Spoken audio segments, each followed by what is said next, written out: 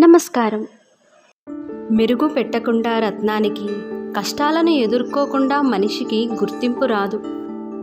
విలువ లేని చోట నీ ఆధిక్యం చెప్పకు, గౌరవం లేని చోట నిలబడకు, ప్రేమ దొరకని చోట ఆశపడకు, ఇష్టం లేని పనిని చెయ్యకు, నిర్లక్ష్యం ఉన్న చోట ఎదురు చూడకు, ఆత్మగౌరవాన్ని తాకట్టు పెట్టే పనులు అసలే చెయ్యకు, నిన్ను చులకనగా చూసే చోట చొరవ చూపించకు, పరిస్థితులు ఎంత ప్రతికూలంగా ఉన్నా భయపడకు, నీపై నువ్వు జాలిపడటం మాత్రం అస్సలు చెయ్యకు.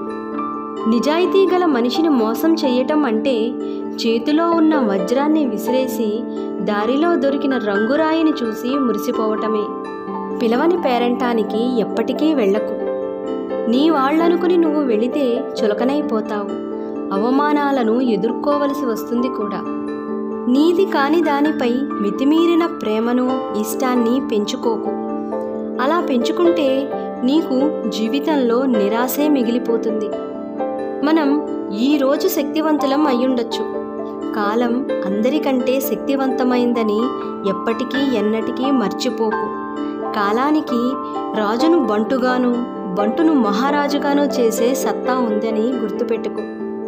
ఈ ప్రపంచంలోనే అతి ఖరీదైన వస్తువు నమ్మకం. దాన్ని సంపాదించడానికి సంవత్సరాల కాలం పడుతుంది, పోగొట్టుకోవటానికి మాత్రం ఒకే ఒక్క క్షణం చాలు. అంతులేని కోరికలు, అర్థం కాని మనుషులు, మితిమీరిన జ్ఞాపకాలు, ఎంత ఏడ్చినా తీరని బాధలు, ఏవో తెలియని భయాలు, మరెన్నో బయటకు చెప్పలేని భావాలు, ఆశలు, ఆనందాలు, విషాదాలు ప్రతి జీవిలోనూ దాగి ఉంటాయి.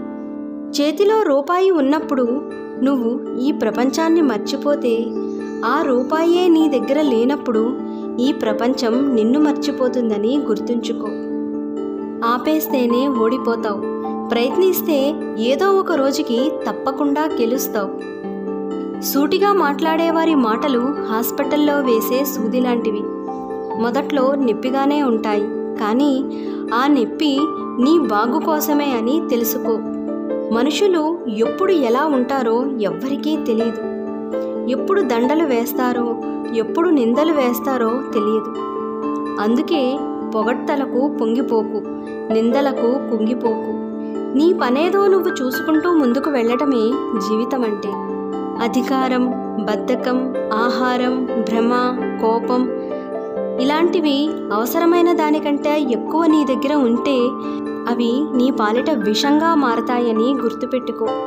కాలం ఎప్పుడూ ఒకేలా ఉండదు. నిన్ను ఏడిపించిన వాళ్లకు ఏడవాల్సిన సమయం తప్పకుండా వచ్చి తీరుతుంది. అప్పటిదాకా కాస్త ఓపిక పట్టు.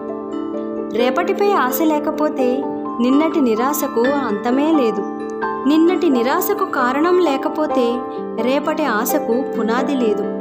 మంచివారిని దూరం చేసుకోవడం అంటే చెడ్డవారికి దగ్గర కావటం మాత్రమే కాదు, అది దుఃఖానికి నిదర్శనం అవుతుంది. నీ స్థాయిని బట్టి నీ మాటలు ఉండకూడదు. మన మాటలకే ఒక స్థాయి ఉండాలి.